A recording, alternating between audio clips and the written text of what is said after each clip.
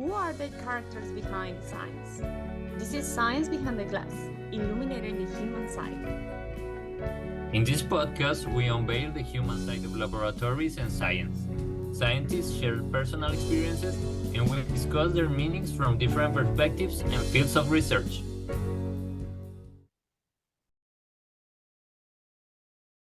Welcome to Science Behind the Glass, the podcast that navigates different fields of research and different fields. And today we have the pleasure for the first time to have our guest speaking in English too.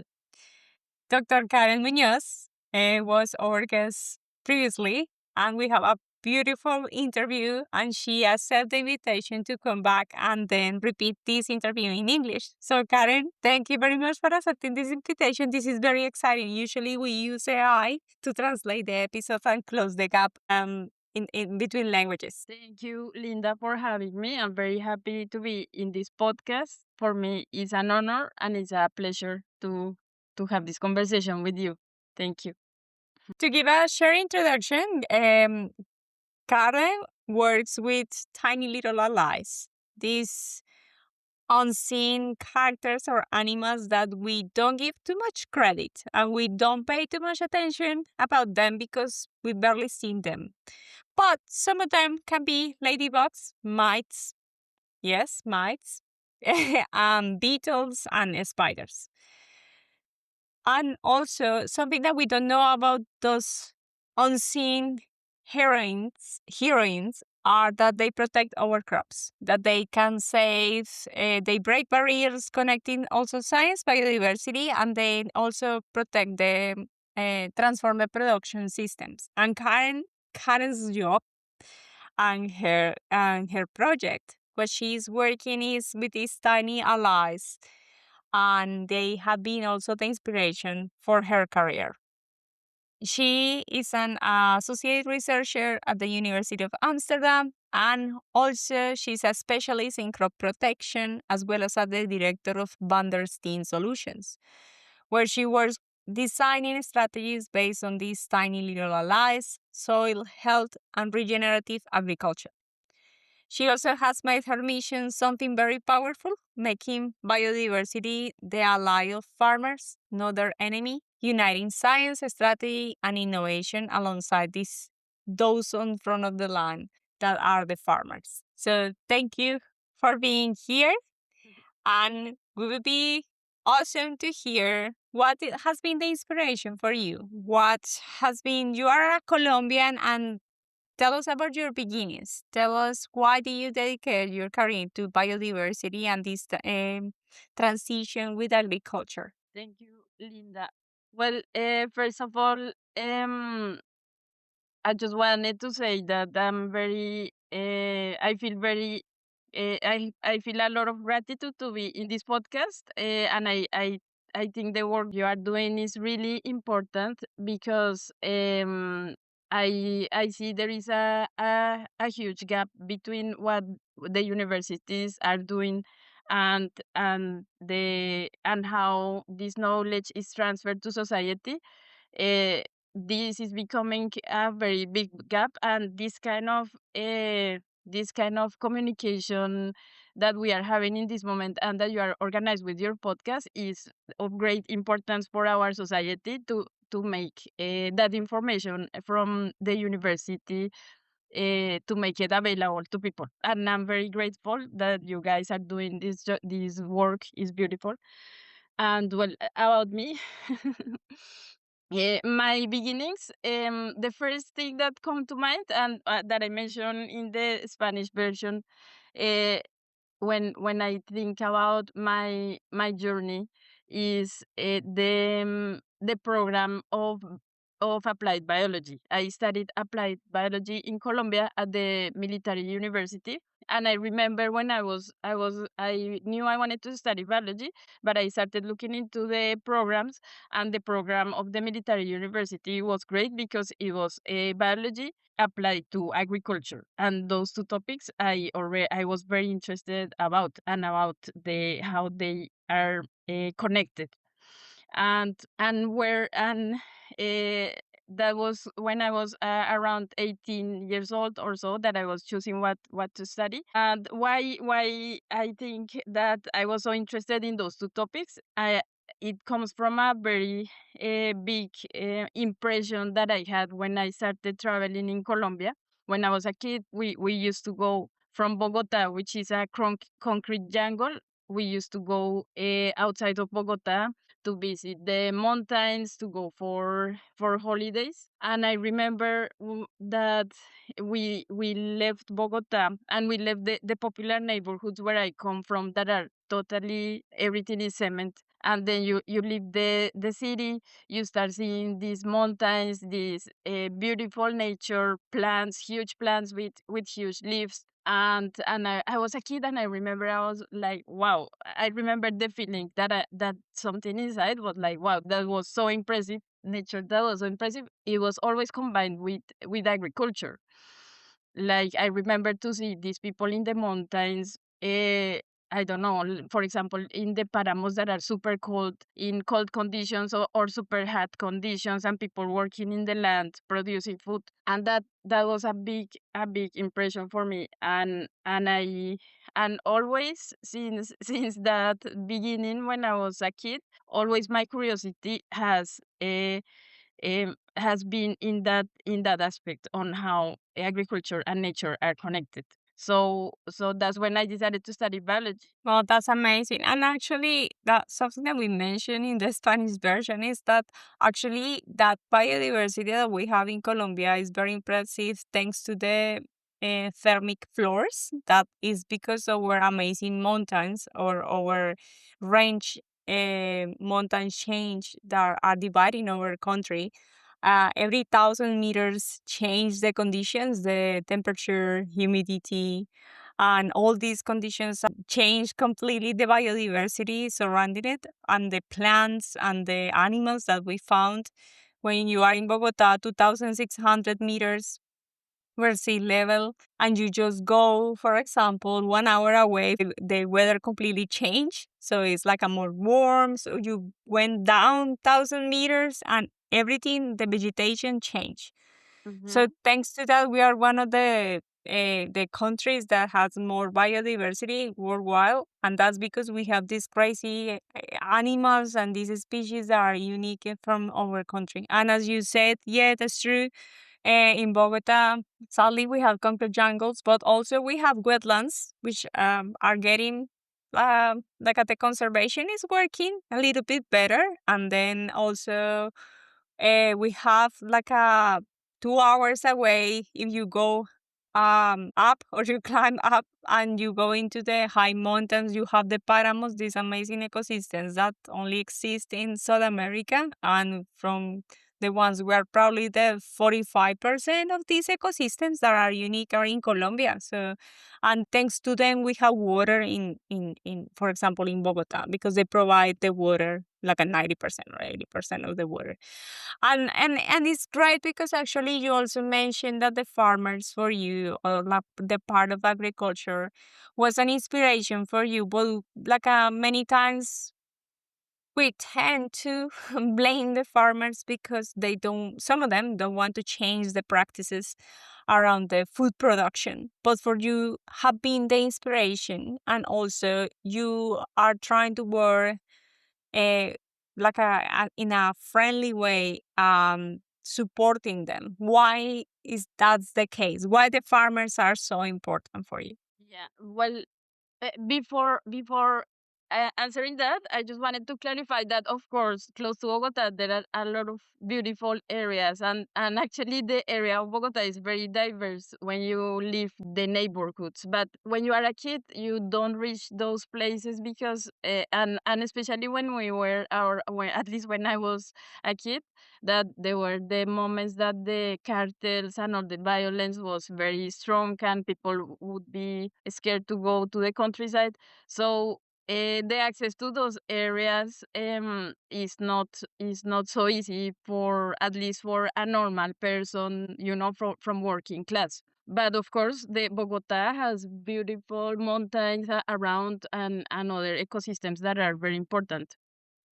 Just wanted to mention that. And yeah, about the farmers, for me, I feel a lot of admiration and respect, and I think that thanks to the farmers, we have what is essential for humans and actually for animals in general. That is food. Like there are two things that we need, that animals and human animals need, and that's food and water. And the farmers provide the food, especially yeah, for all these big cities. So I know I have had the chance and the opportunity to work together with them, and I understand the effort that they make, all the difficulties that they go through. That's why I for me they are like superheroes. And also from that place of admiration is that I propose that there are changes that we can be more inclusive in terms of biodiversity in the different crops or agroecosystems. Yeah, and then that comes also your inspiration. You have been working with these tiny allies that I mentioned at the beginning, and they are called biological controllers, or they are these tiny little animals. Some of them, as I mentioned, they are ladybugs, mantis, that can control other pests or that are affecting crops and actually are major concerns at industrial level. So can you expand a little bit more about these little superheroes? Yes. Biological controllers are super diverse. There is all colors, all kinds. Um, they are distributed in many groups. For example, insects. There are insects. There are fungi and let's say microorganisms, fungi, bacteria, viruses, even. And well, we can even go further than that, because there are even mammals and birds that can also be biological controllers. But let's say that the ones that have more practical applications, that there is a lot of evidence, is the insects, and the mites, and the microorganisms. In the group of the insects, we have the most popular ones, which are the ladybugs, that everyone loves ladybugs, and they are the maybe the most representative. But we also have, for example, wasps, that they are not so well known in, let's say, for a regular citizen, but in the biological control world, they are also one of the most important groups. These are very small wasps that we can barely see, and they control, for example, whiteflies, which is one of the most damaging pests. And then we have in the predatory mites, which is the group that I work with. It's also absolutely diverse. It's a beautiful, beautiful group from many perspectives, ecologically, taxonomically, also economically, because there are many predatory mites that are used for protecting crops in Europe, and in actually in almost everywhere all the world, and they are very efficient too in economic terms. Um, and also they occupy different habitats in the crop and in the plant. They can live on the flowers, on the leaves, on the soil. So they are also functionally diverse. And then another world is the microorganisms, that also can control pests. They can make the plant stronger. So yeah, that's it's Yeah, very that's true. interesting. Remember, yeah, I remember that. Well, I have two experiences. One experience with mites, because when you think of mites, it's like a gross. Maybe more negative things than positive things. And then one of the experiences that I had, it was when I was in field work in Colombia. It was for a subject of population ecology, and then in the field work, when we were close to the cattle station, and we didn't realize that actually cattle has ticks and mites, and unfortunately, there's a lot of parasites. And then we got infested for these red mites that are thromboculidae, and they are parasitic mites. That what they do is that they love blood, so they suck your blood. It's very itchy because while they do that, they release certain substances, and then they just drop uh, on the ground. But actually, the allergic reaction can be just very nasty. And I was one of those ones. And we have all the team have the mites, and it was I terrible. know. Yeah, that was horrendous. But then I had the chance also to work in crops with Luz Estela. That is a dear person that we have in common, and she gave me the opportunity to work controlling some mites that are. I don't remember the name in English for the ones that affect the roses, the Tetranicus. Tetranicus, yeah. Spider mites. So Mhm. spider mites. So these spider mites actually they just affect the crops, like for example roses. But then she introduced me to those predator mites that you mentioned before. Some of them are Phytoceudus persimilis.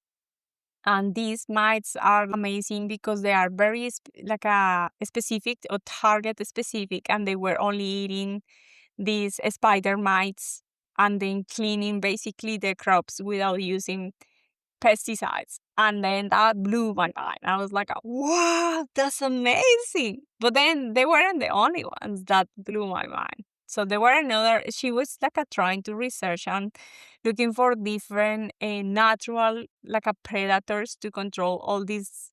Um, when there's a unbalance in the crops because we have been using so many pesticides, or there are monocultures that they don't let like a natural balance or ecosystem. Well, of course that there's some animals that start increasing, and for example spider mites are one of those ones. So she worked also with another amazing mite that is called a Balloustium Mites, and these beautiful mites that I loved so much, and I'm pretty sure that you too, because you did 3 tips with these mites. Mhm. These Balloustium were predating on all different prey, like the white fly that you mentioned before. They were the only ones that were reaching white fly that affects also tomatoes, crops. And then if someone had been familiar with the tomato crops, they have like these um, I don't know spines, but that is very difficult for some of the, sorry, trichomes. Trichomes. So the trichomes that are this, they look like spines, but they are not spines. So some of the, for example, for Phytocetus was impossible to reach the whiteflies that they were actually on the leaves, feeding on the savia or on the leaves. So for me, it was amazing that this tiny little animal was able to predate and control pests that we never thought about it. And then, yeah, you tell us our experience with this amazing mite, because I think that it was the inspiration for your career. Yeah, well, it's such a beautiful story. I will try to make it short, but it comes from when I was doing my bachelor. I wanted to work with trips, trips control, because trips is one of the pests that we are more scared of in agriculture in general, and they are also very interesting insects. And I wanted to work in this I wanted to work in this topic also because in that moment most people at the university, they were with spider mites, and I wanted something different. And I went to work for kind of internship with Luz Estela Fuentes, that is our mentor, like you said. And she was working on this for years, I think, when I arrived. And there were already there was some research there where they have identified the main natural enemies of thrips in the Bogota Plateau. And I have seen already pictures of all. That's also beautiful because in Colombia and in each place we have a huge diversity of natural enemies, which is another way to call the biological controllers, and is a way to call them that I really like because it explains in human behavior words what they do. They are the enemies of these pests that affect our crops. So anyways, I already knew. I have seen pictures of Balloustium, but I was not very interested in it because I wanted to work with wasps. I thought they were super interesting the way they parasitize the thrips. So in that sense, I started looking for these wasps. I wanted to work with wasps from Colombia, from the Sabana de Bogota, and I started looking for them. And every time I was looking for them, I always found Balloustium. So the wasps were very difficult to find and they are very sensitive. But every time I was looking in the field for those wasps, there was always Balloustium there. And when I was both looking inside the crops and outside the crops, I always found Balloustium. As long as there were not too many applications of chemical pesticides, they would be around and they would be feeding on thrips and whiteflies. So I thought it was like, in a way, love at first sight. I saw them. I also thought they were extremely beautiful. So I thought that's what I want to work with them, and that's what we started first looking at this at the cycle, how they reproduce, which are the stages. And something that is really beautiful from this mite is that part of the life cycle happens in the soil. And then is when the importance of soil starts to become so present for me. So, and why? Because they leave all the eggs in one go, which is something very special from mites, because mites usually leave a few eggs per day, but these ones, the females, they are all females, they are parthenogenetic, which means they can just reproduce by themselves, and they lay all the eggs at the same time, that it can be 50 eggs, for example, or sometimes more.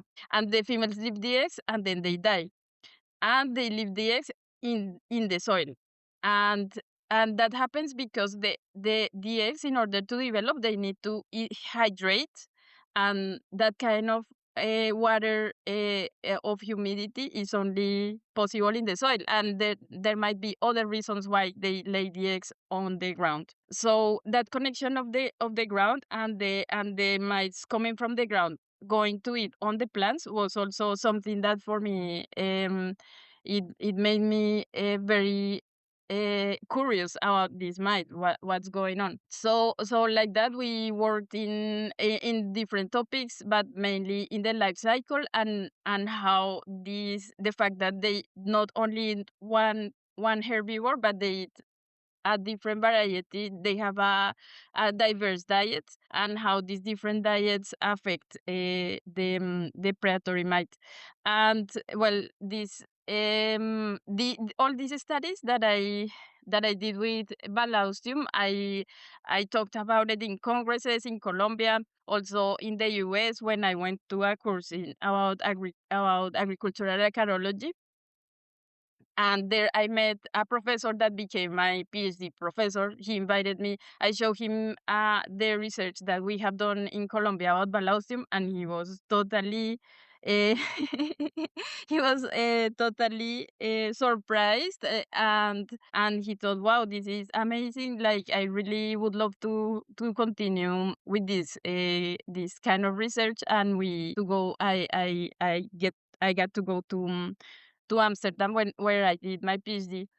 and that's why I always feel so grateful because I found this particular predatory mite. Of course, that this was built on knowledge from before me, Luz Estela, Alex Escobar. There were a lot of people from that small world of biological control in Bogota that they have already set the basis, and I just got there in the moment that we could study, and there were projects that could be done together. Yeah, this institute of the university in Bogota, La Universidad Jorge Tadeo Lozano, and the projects that made sense in that moment were also allowing us to do this kind of research.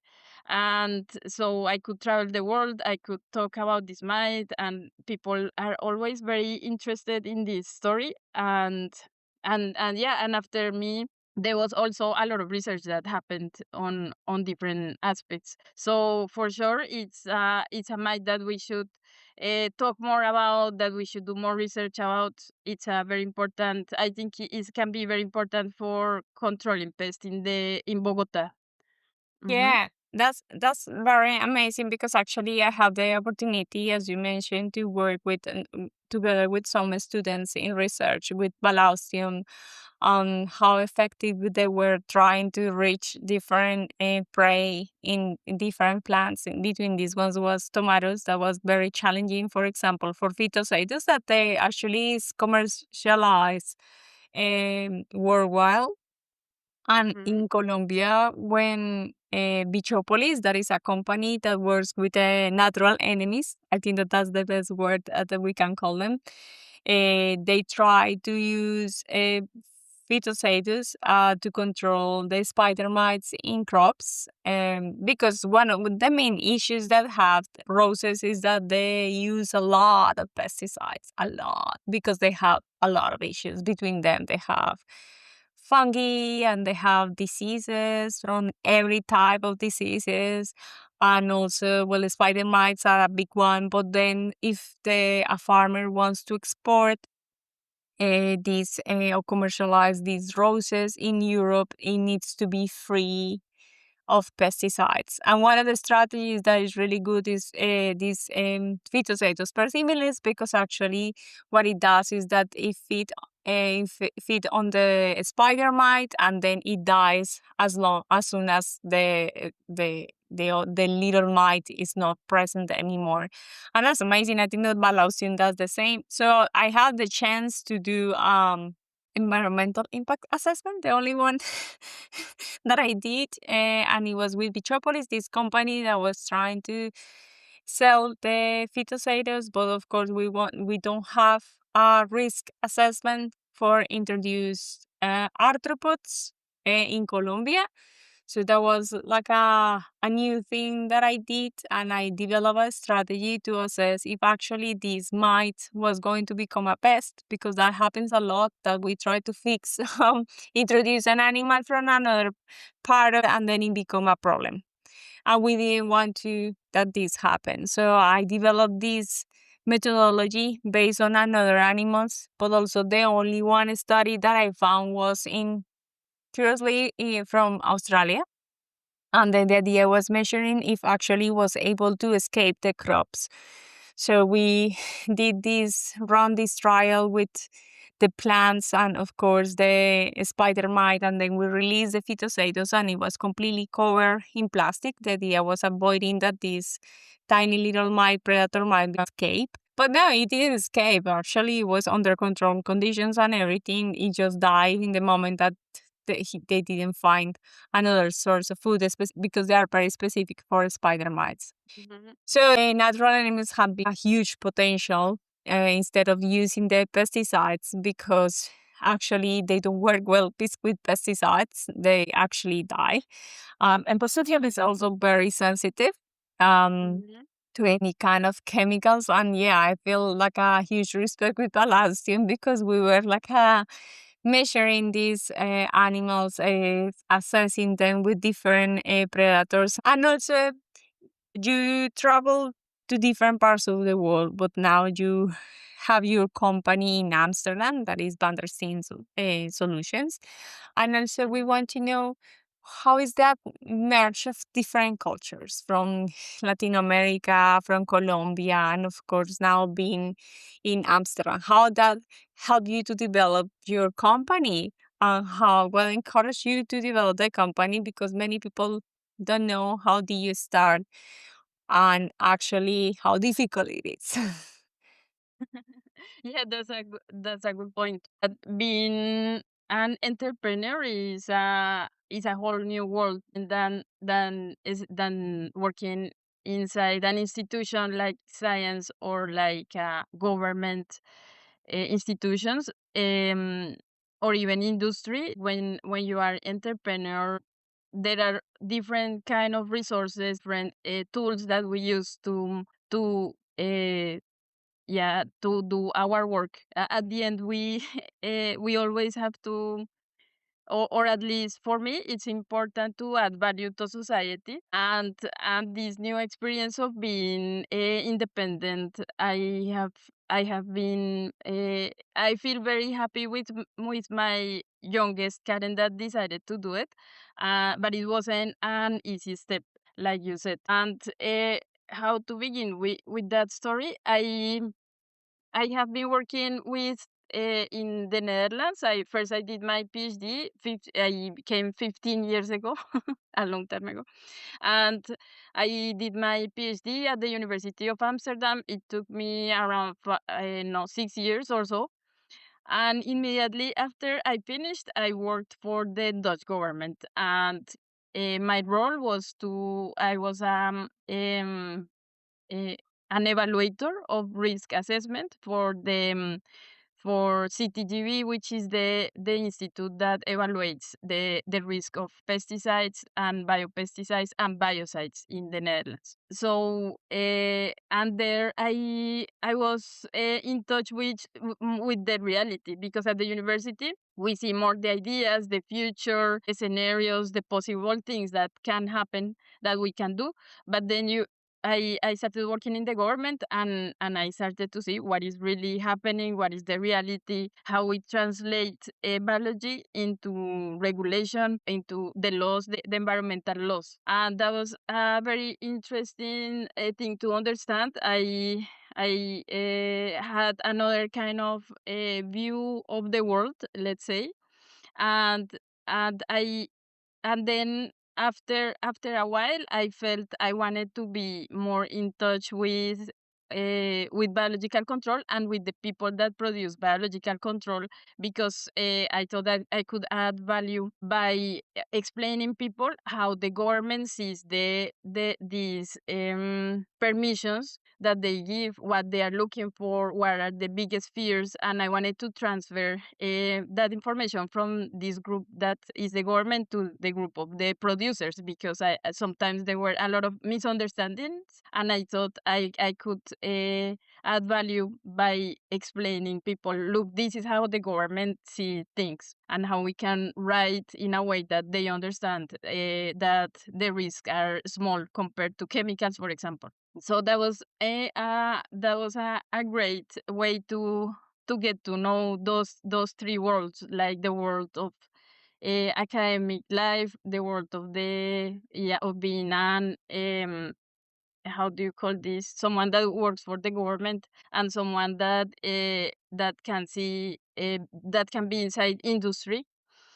And and all those institutions, they I learned a lot. I made a lot of good friends, or at least good colleagues, and some friends, a few friends, and a lot of good colleagues. I met people that were very intelligent, very compromised, and others that were not so much, of course. But my impression was that I would like to be a bridge between those groups, and to explain how we can bring biodiversity back into our crops, and in a way use it or make an alliance with nature in a way that it benefits us, and we don't have to fight against it. And that's why we founded together with my partner Van der Steen Solutions to to make that bridge. And for that, we use education, courses, and talks, and in general education that for now is the audience is is adults and people from especially people from the government, advisors of farmers. But in the future, that we are building today is going to be, the audience is also going to be farmers and kids. So we are also working in designing courses for kids. Very impressive, because actually being an entrepreneur is not easy. My personal experience.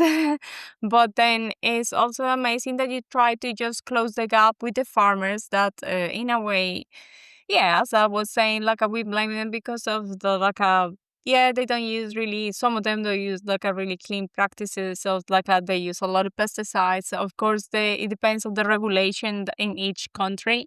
Here, it's good, but it's not great. We lost a lot of biodiversity and deforestation, sadly, in Australia, because, for example, transitioning just to monocultures, but not only monocultures, we also have cattle.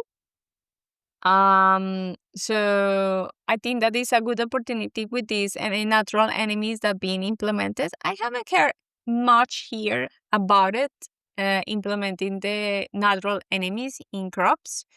I think that that has to also be a transition with sustainability and changing the way that, how we produce food, in the sense that, for example, it has to be more sustainable. For example, polycultures. Something that I mentioned, was that we have a special guest, Dr. Ari De Leon, and she works for interdisciplinary university with the Mayan community, and actually they work in the Milpa Maya, and she, as a researcher, actually is like a lending a hand to these communities because they already have the knowledge, but then they are, like, what they are doing is working together with science and hand on hand, to try to understand these polycultures and this knowledge that we have, that they have for centuries. And what it means is that, for example, they don't use a monoculture, so they use multiple crops. For example, squash, or they use pumpkin, or they use corn, and all of them all together play an important role, because one is providing the nutrients, the other one is providing the shade, and it's like a functional culture. So that's what I think that is one of the things that we have to move forward, or the farmers needs to move forward. It's difficult to change, and changes are difficult, but then we need to transition in that sense. My point of view. That's true. Yes. I agree. Yeah. And also, how do you see the future? How do you see your perfect, like, a way of sustainability and working with farmers? And because one of the things that I I perhaps I mentioned in other podcasts is that, they have big debts and they have to produce, and I don't think that there is a long term way of thinking in, for example, in monocultures, but it's like the immediate production that has to be done, but actually has a higher cost when there's not a way of thinking in the future. So how do you see this transition? How do you think that is the way of transitioning and changing this way of thinking and working with them? Because, yeah, like, I think that is difficult, and from a scientific position, it's like easy for me to say, like, oh well, yeah, they should change, but it's not easy. And actually, I don't think that they, not only government, but there's not interplay of roles, or there's no different roles. So it's like a scientist also working hand in hand with them, and also the government working with them, giving them, provide them support to do a transition, more sustainable transition. So how do you think that we can do that approach? Yeah, I think first of all, I totally agree with you that monocultures are not the way to go anymore. Like, there is a lot of evidence showing that monocultures are really a disaster for also for productivity and for nature and for humans, for the it makes is becoming more and more difficult to control pests because they are just in the monocultures is the perfect place for pests, for herbivores to become pests, because herbivores usually, if they are in nature, they don't cause so much damage because they have natural enemies. But in the monocultures, all the natural enemies are erased from the picture, and that's why the herbivores can become pests. So first, that would be the first step, that monocultures should become polycultures, and using also what you mentioned, the knowledge and wisdom from cultures that were pre-colonized cultures. Then that gives us a lot of tools to understand things that already work. And what we have to pay attention to is that there are many systems, agricultural systems, in which we can actually produce food. And there are examples of organic farmers or permaculture farmers, regenerative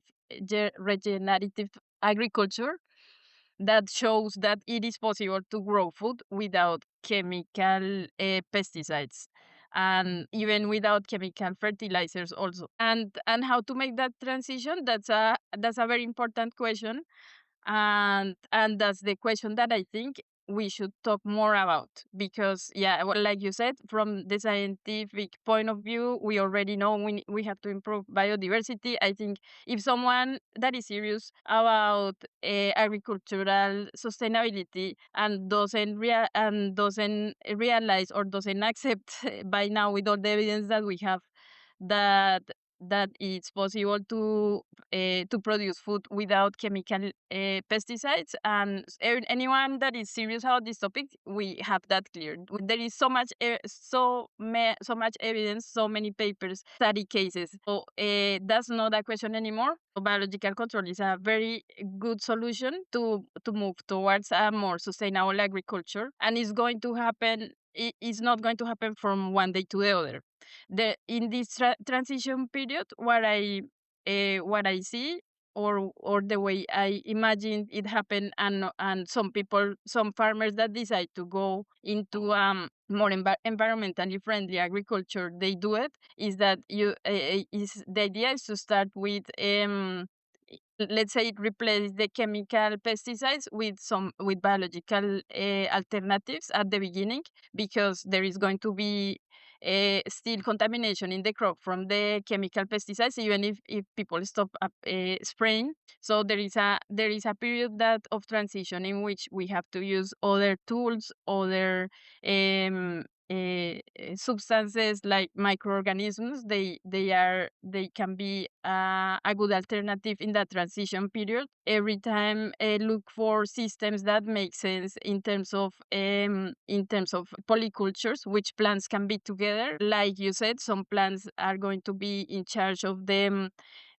This system that you mentioned is beautiful, because it is beans with corn and with squash or pumpkin, and they make so much sense together. Those kind of systems, we have to make them more common in agriculture. And this particular case is very beautiful, because the squash, because the leaves are so big, they cover the soil, and so covering soil is very important, so that the microorganisms in the soil, this community can be healthy, because they are very sensitive to the UV radiation. So the squash covers the soil, protects the soil, let's say. And then we have the beans, and the beans, they are known to be very efficient in making mycorrhizal by making relationships with microorganisms. So they help to bring to the system these players that are super important, and all the tree plants benefit from it. And then we have the corn that helps to give a structure to the beans, because the beans need something to grow on. So this system, for example, is a beautiful example that I'm happy that you brought it to this conversation. And also, for example, even the Amazon forest, we know by now that this forest is like a food forest, that the tribes that were living there, they have made they have transformed the forest in a way that humans can also use it, but in a way that is not so destructive. So all these different, looking at the past is important, like you mentioned, and also looking at the present of all these new initiatives of different ways of farming is super important. And for the conventional farmers, there has to be like a path. First, like start with products that are kind of similar to chemicals, but replace them with biology, and slowly move into diversifying the crops, and also not only the crop, but also which kind of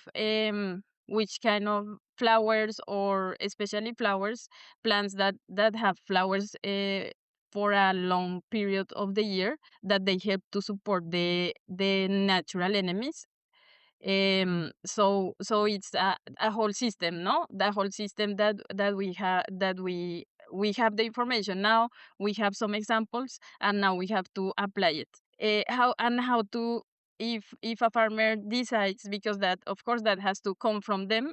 Yeah, is I think it's a very bad idea to impose things to people, especially people that are already under a lot of pressure. So I think always the approach should be to listen to them with respect, and always, honestly, in my own experience with growers, they already have a lot of knowledge about the system, and there is always someone in a farm, or in a crop, that is very aware and very conscious about nature around. They know which solutions could be more sustainable.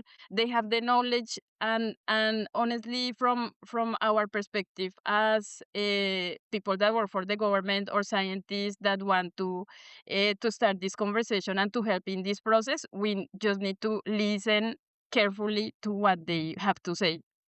I think that's the order, that we listen, and then we give input according to our knowledge. And I think is what you said, like, there are not institutions that clearly uh, put together these groups, no? And that's also something that we should promote more, that, or make people aware that there is this gap, and that there is more people willing to communicate science in a way that it can be used by the people that need it.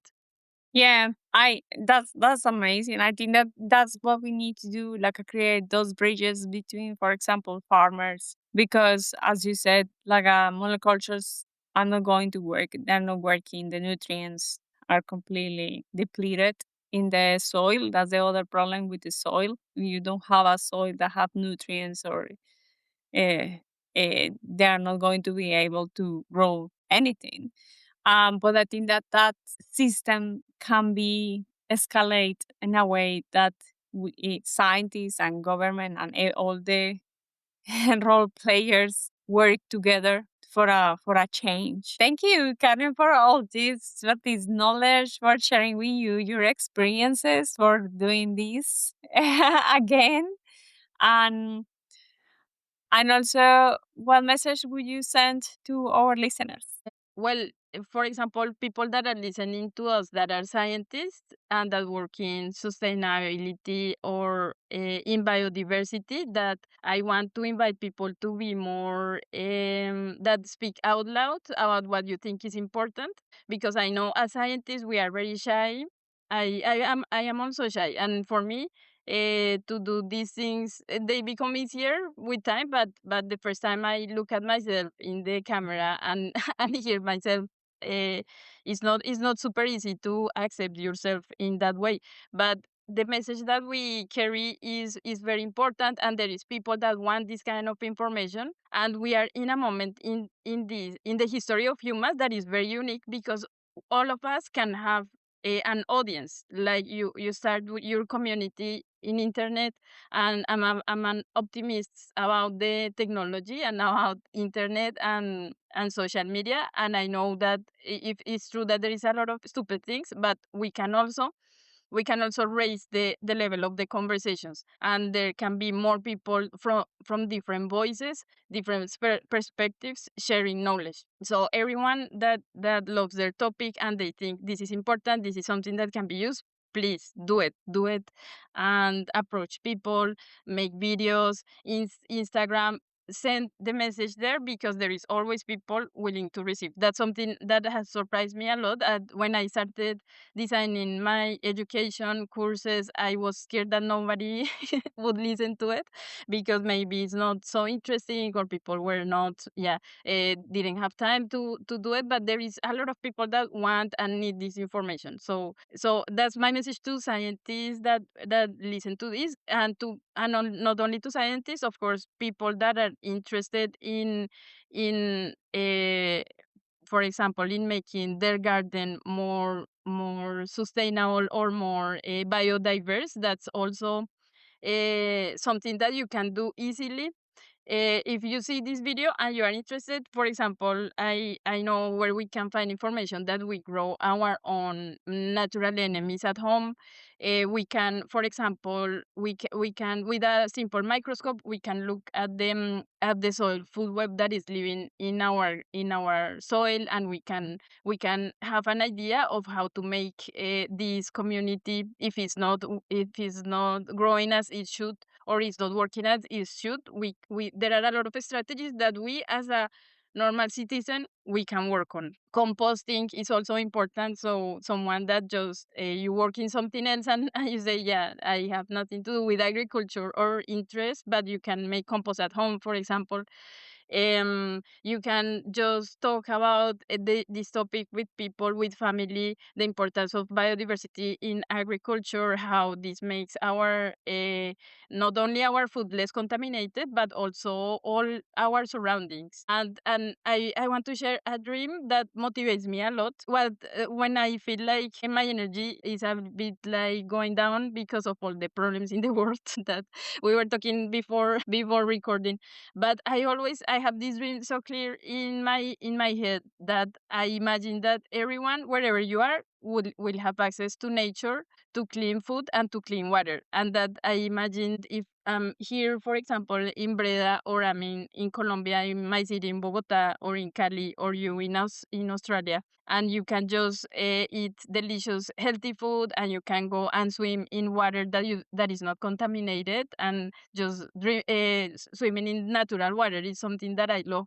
And and I have that dream that all these that everyone would have access to that. It's an utopia, but it gives me a lot of strength in the moments when I need strength. And that's what we need. We need hope.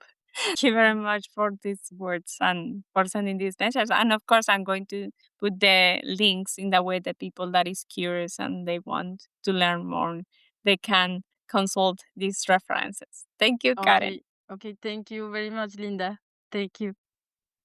Science Behind the Glass is much more than a podcast. We are a bilingual science communication initiative that connects science with the public through immersive narratives and high-impact visual content. We offer video production for research, 360-degree virtual tours, educational format videos, and consulting in educational content design. If you are looking to amplify the visibility of your research or connect with diverse audiences, visit our website to learn more about our services for scientists and educators who communicate.